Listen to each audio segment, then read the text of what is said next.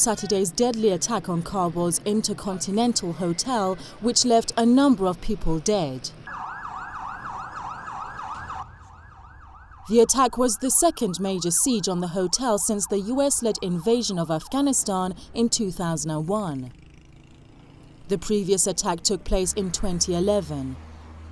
The latest incident claimed by Taliban is yet another grim reminder of the fact that the Afghan war is lost for the West, as it has happened over 16 years into the occupation of Afghanistan.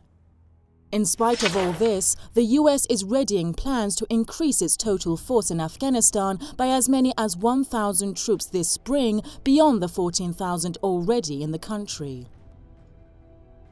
The Obama administration, as part of its plan to end the Afghanistan war in 2015, limited advisors to higher headquarters far from the fighting. President Donald Trump has pushed for advisory teams to reach the battalion level, far closer to the front lines. That is a huge question. First of all, what does it mean to help at this point? I think that in the end, realistically, the Taliban will most likely be the government in Afghanistan at some point. That didn't have to be, but the U.S. is horribly unpopular. The occupation is horribly unpopular, not surprisingly. But I think the U.S. has decided, frankly, at this point, the end game is to never leave Afghanistan. Let's be very clear. This is not about setting up a new government at this point. The U.S. doesn't want to leave there.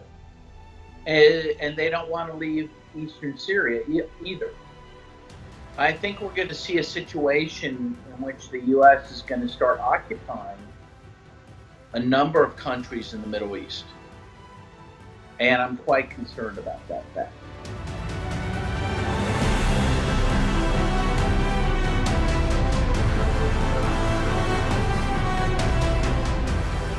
On Friday, Mattis took to the podium at the Johns Hopkins University School of Advanced International Studies and laid out a sweeping new national defense strategy.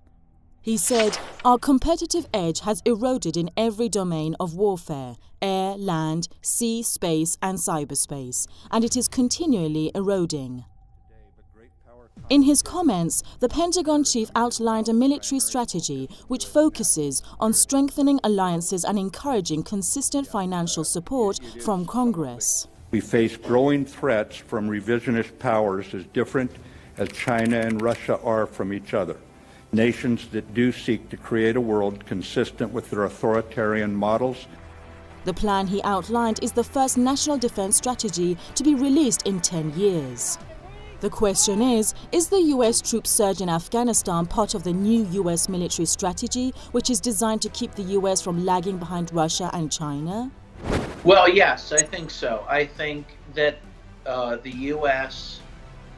policy in Afghanistan, in Syria, is to check the influence of countries like Russia, China, and Iran as well.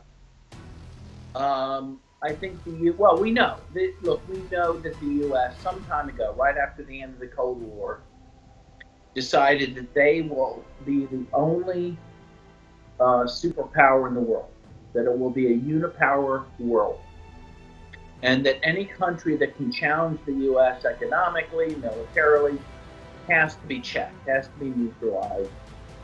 And Russia, China, Iran are three key countries that the U.S. wants to neutralize at this point.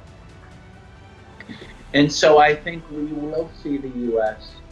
continue to occupy territories closer to those three countries and to engage in more provocative acts against those three countries.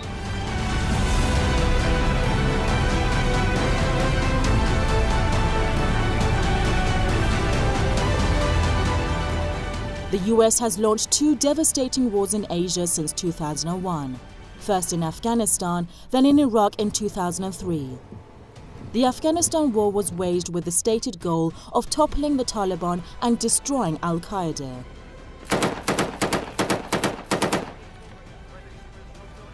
The Afghan war has been described by many observers in the West as a failure for the US and its allies. Some analysts and military experts have described it as an unwinnable war, underlining its futility. The wars in the region have cost America over $5.5 trillion in taxpayer money. The US president has blamed his predecessors for squandering the US money on the wars. Trump himself stands accused of preaching in one way and practicing differently, as his administration is almost following the lead of the previous ones by being keen on resolving global issues through military means.